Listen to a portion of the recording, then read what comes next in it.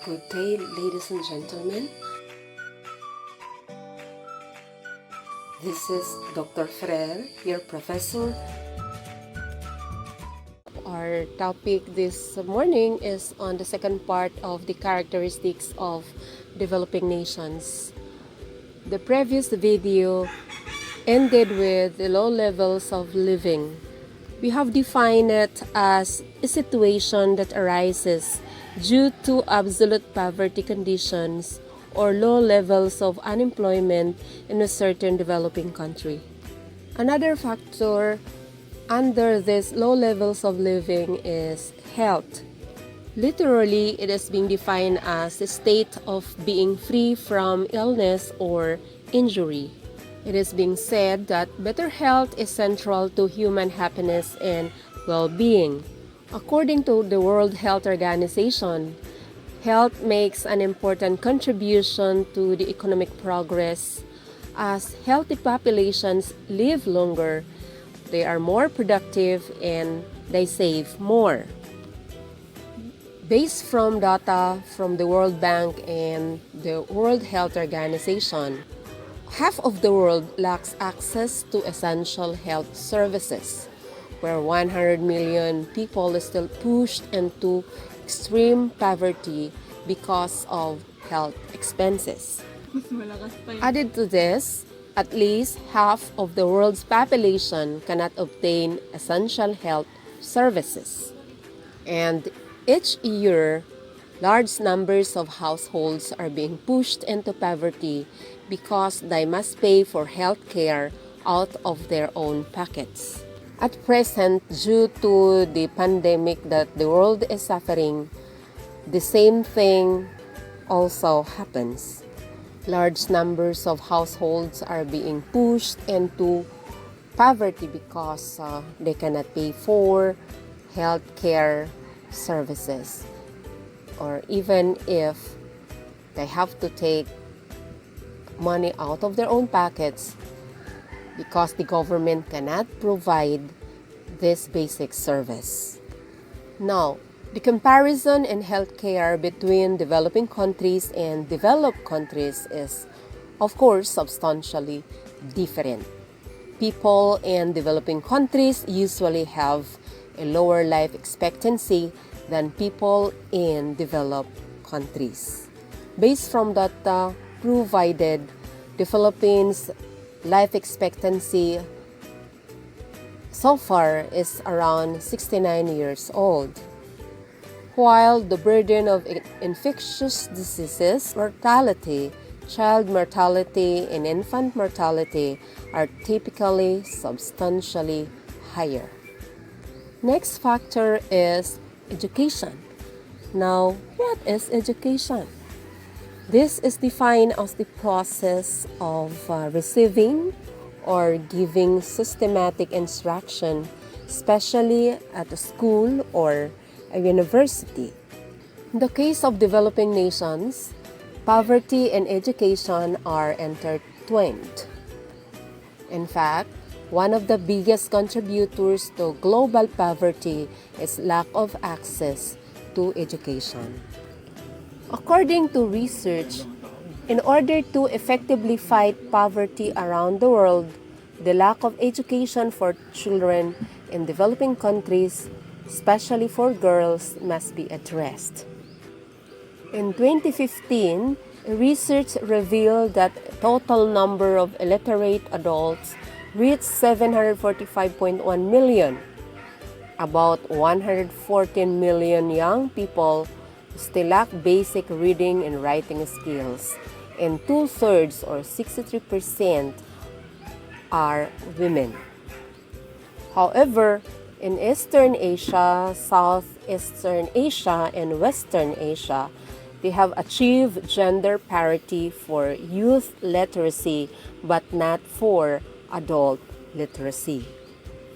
However, in Southern Asia and Sub-Saharan Africa, the adult literacy rate indicates that women aged 15 years and older are nearly 1/4 less likely to be literate than men in the same age group.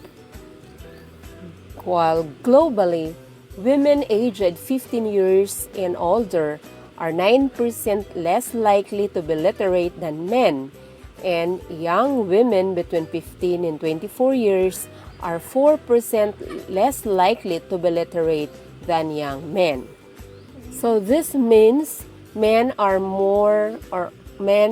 higher literacy than women in this country, or it might be around the world. The next is Human Development Index. This is created to emphasize that people and their capabilities should be the ultimate criteria for assessing the development of a country, not economic growth alone. On this slide, you can see the world map representing Human Development Index categories based on 2018 data, which is being published in 2019. And you can see that countries with a very high Human Development Index can be found in the global north, as well as those with high Human Development Index, while countries with medium or low development index can be found in the global south. And this speaks for the developing countries. But of course, you can also see Switzerland, though it falls within areas in the global south, or geographically it's in the global south, but then it is one of developed countries considered as part of the global north. And as far as the Philippines is concerned, you can also see that the Central Luzon falls within medium HDI, while the rest of the country falls within regions with low Human Development Index. You might ask, what are the dimensions or indicators of this Human Development Index? So dimensions of HDI includes, among others, long and healthy life, knowledge, and a decent standard of living. And indicators of long and healthy life are life expectancy at birth and life expectancy index as the dimension index. While knowledge as a dimension indicators includes expected years of schooling and the mean years of schooling that will speak for the education index. While for the decent standard of living, its indicators are the gross national input per capita measured in dollars that will give us the GNI index, and in totality that will compose the Human Development Index of a country. So you might ask why education is included. That might be one of the reasons why schools or universities are trying its best to at least give students or pupils years that will complete their grades or their programs taken in college. So this Human Development Index is a statistic composite index of life expectancy of education, including literacy rate, gross enrollment ratio at different levels, and net attendance ratio of pupils or students. And per capita income indicators, which are also used to rank countries into 4 tiers of human development, such as very high, high, medium, and low. So those are the tiers that I am mentioning in the previous slide. When I say productivity, this is the transformation of inputs to output, or the ratio of input and output. Productivity measures how efficiently production inputs such as labor and capital are being used in an economy to produce a given level of output. So the productivity of firms in developing countries appears to be extremely low due to infrastructure, informality, regulation, trade policies, and human capital, as well as management practices, financial constraints, and the delegation of decision making. The next, we have higher rates of population growth and dependency burdens. When we say population growth, that is the increase in the number of individuals in a population. So based from the latest data that we have had, global population growth amounts to around 83 million annually, or 1.1% per year. While dependency ratio results when rapid population growth produces large proportion of children and youth. So it means it is the age population ratio of those typically not in the labor force and those typically in the labor force. While dependency burden is the ratio of dependent young and old to the population of the working age, which is, of course, it varies as the country moves through demographic transition. In the Philippines, we have a very high rate of the young population compared to the working age. And we also have a number of the old population compared to the working age. On the other hand, a high dependency ratio means those of working age and the overall economy face a greater burden in supporting the aging population. Actually, Japan today is experiencing an aging population issue. So this is tantamount to saying that dependency is really a burden to the working people or the working age in a country, and of course, in general, to the economy. Another is dependence on agricultural production and primary exports.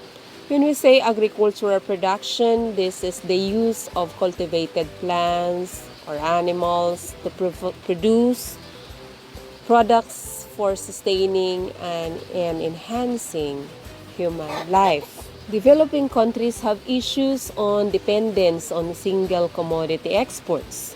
These are countries for which more than 20% of their total merchandise of exports revenue and more than 50% of total agricultural exports revenue come from one agricultural commodity. So countries with high dependence on a single export commodity are concentrated in certain regions such as 21 in Sub-Saharan Africa, 14 in Latin America and the Caribbean, and 6 in South Pacific Islands. 32 of these countries are less developed countries in or small island developing states or SIDS. So dependence on a single commodity is more pronounced in tropical countries, notably with respect to sugar, coffee, bananas, cotton, and beans. And we can categorize Philippines under these countries which are dependent on single commodity, as we also export these products mentioned above. The next is the prevalence of imperfect markets. An imperfect market refers to any economic market that does not meet the rigorous standards of the hypothetical, perfectly or purely competitive market. Since a perfect market is characterized by perfect competition, market equilibrium, and an unlimited number of buyers and sellers, so usually developing countries do not have this perfect market. Instead, what prevails in their countries are imperfect markets. Because pure or perfect competition is an abstract theoretical market structure in which a series of criteria are met. Those criteria I have mentioned earlier includes market equilibrium, unlimited number of buyers and sellers, while in an imperfect competition, it comprises monopolistic competition such as that of monopolies and oligopolies. Then another is dependence and vulnerability. So foreign dependency is a global power structure in which weaker countries are economically reliant on stronger countries, allowing the stronger countries to exercise significant control over the weaker countries' economic and political behavior. I think you might ask about the case of the Philippines. Are we dependent on foreign countries as far as our economy and politics is concerned?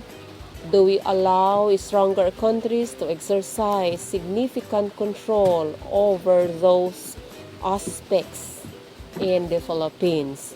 It's up to you to answer that. I might add the dependency theory, in this part of the discussion. This is a notion that resources flow from a periphery of poor and underdeveloped states to a core of wealthy states, enriching the latter at the expense of the former. So said theory is actually being applied as far as the relation between the strong countries and the weaker countries are concerned, both economically and politically. While in like manner, vulnerability is a multidimensional concept that relates to risk. And when we say risk, these are caused by external or exogenous shocks to the system of production, distribution, and consumption. In economics, vulnerability is dealt with both at the micro and macro levels. At the micro level, it refers to the vulnerability to poverty. Example, the probability that a household or individual will fall into or remain in poverty. While at the macro level, vulnerability is studied in the context that certain hazards may adversely affect a country or region's economy, such as natural like an earthquake or a man-made such as financial crisis. And as we can see, the Philippines also suffers from the same vulnerability. So that would be all, class, for the remaining classifications of developing countries. And for your activity for this topic is based on the factors that characterizes the developing countries. Make a summary and submit a position paper on the different factors that affects the lives of the people in your community. You may ask these people for data that will substantiate your paper. You have 1 week to prepare this position paper. Okay, that would be all, class, for this video. Thank you for watching. See you in the next video.